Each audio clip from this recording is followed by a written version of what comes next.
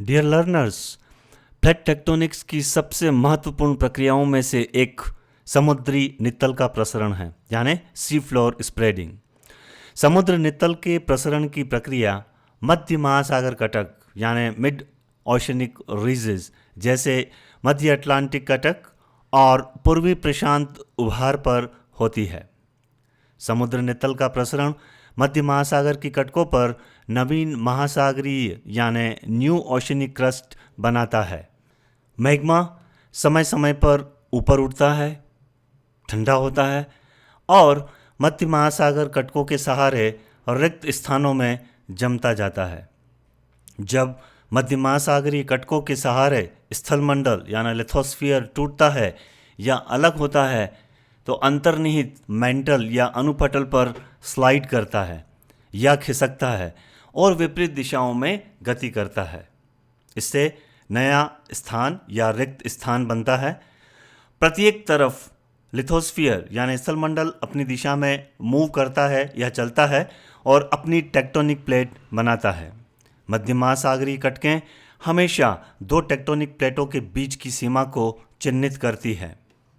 मध्य महासागरीय कटकों की विशाल लंबाई के सहारे प्लेट्स के किनारों पर सागर नित्तल की नवीन पट्टियों के यानी स्ट्राइप्स के जुड़ते जाने से स्थलमंडलीय प्लेट्स बड़ी होती जाती है।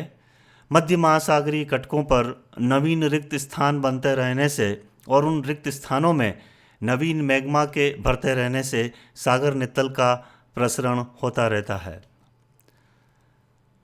डियर लर्नर्स, आप अभी जो सागरीय नित्तल ग्लोब पर देखते हैं वह सागर नित्तल प्रसरण की प्रक्रिया से पिछले 200 मिलियन वर्षों में बना है। आज अटलांटिक महासागर निरंतर चौड़ा हो रहा है। आज जहां आप अटलांटिक महासागर को देख रहे हैं वहां पहले कोई महासागर नहीं था।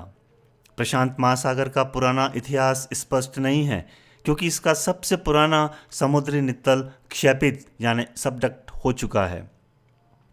चूंकि महाद्वीपीय क्षेत्रों का क्षेपण यानी सबडक्शन नहीं होता है और इनके आकार में भी अधिक बदलाव नहीं होता है, फिर पृथ्वी की सतह का एक निश्चित क्षेत्र है, तो ऐसे में अटलांटिक महासागर का विकास निश्चित रूप से प्रशांत महासागर के विनाश से ही हो रहा है।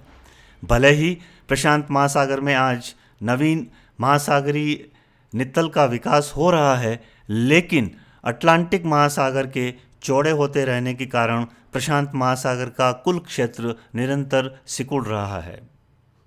समुद्री नित्तल की ऊंचाई का सीधा संबंध सागर नित्तल की आयु से होता है, यानी कि मध्य महासागरीय कटक के सहारे जब सबसे पहले सागर नित्तल का बनना प्रारंभ हुआ तब से लेकर वह कितनी पुरानी हो चुकी है। मध्य महासागरीय कटक महासागरों के सबसे छिछले यानी उथले क्षेत्र हैं। जैसे जैसे मध्य महासागरीय कटक से दोनों तरफ दूरी बढ़ती जाती है, ढाल यानी स्लोप मंद होता जाता है और सागर नित्तल की गहराई बढ़ती जाती है। ऐसा इसलिए होता है कि मध्य महासागरीय कटकों के सहारे महासागरीय स्थलमंडल यानी ओशनिक लिथोस्फीयर का निर्माण होता है, जहां ये सबसे अधिक गर्म भी होता है। यद्यपि जो लावा समुद्री जल के संपर्क में आता है वह तुरंत ठंडा होने लगता है, लेकिन नवीन महासागरीय स्थलमंडल की संपूर्ण मोटाई समुद्री जल के साथ संपर्क में नहीं आ पाती है। फलतः इसे ठंडा होने में कई मिलियन वर्षों का समय लग जाता है। यह समय के साथ जैसे जैसे ठंडा होता जाता है अधिक घना, आयतन में कम, डूबता जाता है और कटक से दूर होता जाता है। इसी कारण से समुद्री नित्तल का ढाल मध्य महासागरीय कटकों से दूर मंद होता जाता है। प्लेट टेक्टोनिक्स के द्वारा हम सागरीय नित्तल की आयु का पता लगा पाए हैं। प्लेट टेक्टोनिक्स के अनुसार महासागरीय क्रस्ट का निर्माण मेंटल से ऊपर उठते हुए मैग्मा के उद्गार से होता है और इसका फैलाव या प्रसरण मध्य महासागरीय कटक के सहारे होता है।